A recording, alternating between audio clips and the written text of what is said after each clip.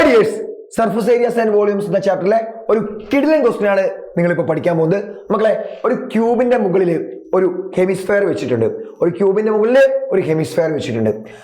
ഈ ഒരു total സോളിഡിന്റെ total surface area കണ്ടുപിടിക്കണം. ആ കാണുന്ന സാധനത്തിന്റെ ടോട്ടൽ സർഫസ് ഏരിയ കണ്ടുപിടിക്കണം. ഞാൻ നിങ്ങളോട് പറഞ്ഞിട്ടുണ്ട് മക്കളെ, ടോട്ടൽ സർഫസ് ഏരിയ എന്ന് പറഞ്ഞാൽ എപ്പോഴും ടോട്ടൽ സർഫസ് ഏരിയ എന്ന് പറഞ്ഞാൽ നമ്മൾ കാണുന്ന ഭാഗത്തിന്റെ ഒക്കെ ഏരിയ, നമ്മൾ എന്തൊക്കെ കാണുന്നുണ്ടോ അതിന്റെ ഒക്കെ ഏരിയ. ഇപ്പൊ ഒരു റെഡ് ബുൾ ക്യാൻ ഇവിടെ ഉണ്ട്. ഇതിന്റെ ടോട്ടൽ സർഫസ് ഏരിയ എന്ന് പറഞ്ഞാൽ എന്താ?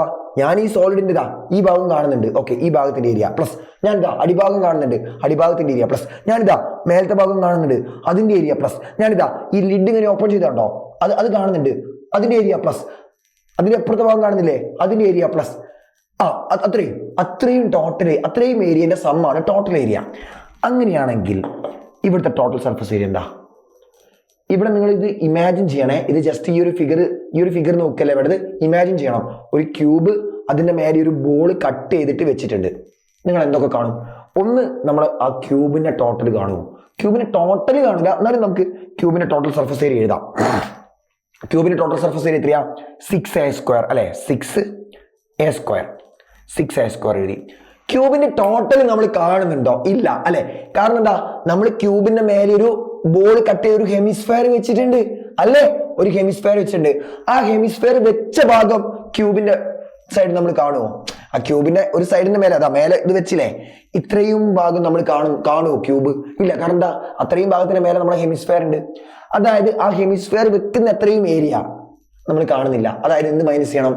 ഹെമിസ്ഫിയറിന്റെ ബേസിന്റെ ഏരിയ മൈനസ് ചെയ്യണം. ഹെമിസ്ഫിയറിന്റെ ബേസ് സർക്കിൾ ആണ്, സർക്കിളിന്റെ ഏരിയ മൈനസ് ചെയ്യാം. So -πr². അതിന്റെ കൂടെ എന്താ ആഡ് ചെയ്യണം? ആ ഹെമിസ്ഫിയറിന്റെ curved surface area.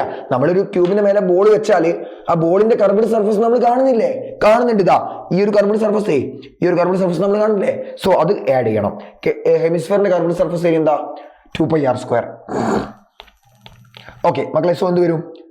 6a² -πr² + 2πr². എന്താ വരിക? +πr² എന്ന് വരും. +πr². ഓക്കെ, എല്ലാത്തിനും വാല്യൂ കൊടുക്കുക. 6 × a².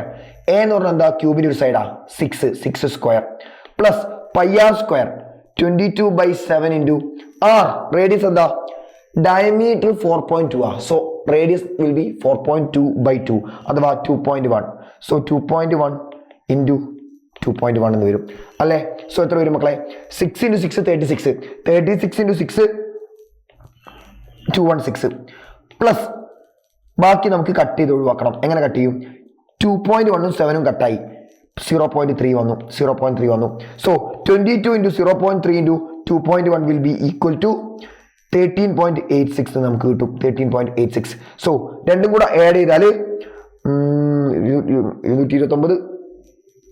229 229.86 സെന്റിമീറ്റർ സ്ക്വയർ എന്ന് നമുക്ക് ആൻസർ കിട്ടി. സെന്റിമീറ്റർ അല്ലെ unit? Yes, centimetre. So centimetre സ്ക്വയറിന് ആൻസർ കിട്ടി. ഫസ്റ്റ് ക്വസ്റ്റ്യൻ കഴിഞ്ഞു. അതിലെ സെക്കൻഡ് ക്വസ്റ്റ്യൻ നോക്കുക. ബി ക്വസ്റ്റ്യൻ നോക്കുക. എന്താണ് ബി ക്വസ്റ്റ്യൻ നമ്മളോട് ചോദിച്ചിരിക്കുന്നത്? ബി ക്വസ്റ്റ്യൻ നമ്മളോട് എന്താ ചോദിച്ചിരിക്കുന്നത്? Volume of the block formed. ആ ടോട്ടൽ ബ്ലോക്കിന്റെ വോളിയം എന്ന് പറഞ്ഞാൽ ക്യൂബിന്റെ വോളിയം പ്ലസ് ഹെമിസ്ഫിയറിന്റെ വോളിയാണ്. ക്യൂബിന്റെ വോളിയം എത്രയാ? 6 cube. Total volume is equal to 6 cube plus ഹെമിസ്ഫിയറിന്റെ volume 2/3πr³. So 2/3 × 22/7 × r³. r എന്ന് പറഞ്ഞാൽ എത്രയാ? 2.1 ആണ്. സോ 2.1 × 2.1 × 2.1 എന്ന് വരും അല്ലെ? സോ എത്ര വരും മക്കളെ? 6 ക്യൂബ് എന്ന് പറഞ്ഞാൽ എത്രയാ നമ്മൾ ഇവിടെ എഴുതി വെച്ചത് നേരത്തെ? 6 ക്യൂബ് നമ്മൾ എഴുതിയത് 216 ആ. സോ 216 പ്ലസ് ബാക്കിയുള്ള മൾട്ടിപ്ലിക്കേഷൻ നമുക്ക് കട്ട് ചെയ്ത് ഒഴിവാക്കാൻ പറ്റിയൊക്കെ നിങ്ങൾ കട്ട് ചെയ്ത് ഒഴിവാക്കണം. എന്തൊക്കെ കട്ട് ചെയ്ത് ഒഴിവാക്കാം? 2.1/7. 2.1/7 എത്രയാ? 0.3 ആണ്. പിന്നെ അടുത്ത 2.1 / 3. 2.1 / 3 എന്ന് പറഞ്ഞാൽ 21/3 7 ആണ്. സോ 2.1/3 എന്ന് പറഞ്ഞാൽ 0.7 ആണ്. സോ എന്ത് വന്നു? 2 × 22 × 0.3 × 0.7 × 2.1. 2 × 22 × 0.3 × 0.7 × 2.1 എന്ന് വരും. That will be equal to 19.404 എന്ന് വരും. സോ രണ്ടും കൂടെ ആഡ് ചെയ്താൽ 2 235.404 സെന്റിമീറ്റർ ക്യൂബ് എന്ന് നമുക്ക് ആൻസർ കിട്ടും. മക്കളെ വളരെ ഇമ്പോർട്ടൻറ്റ് ക്വസ്റ്റ്യൻ ആണ്. കൃത്യമായിട്ട് പഠിച്ചിട്ട് മാത്രം എക്സാമിന് പോവുക.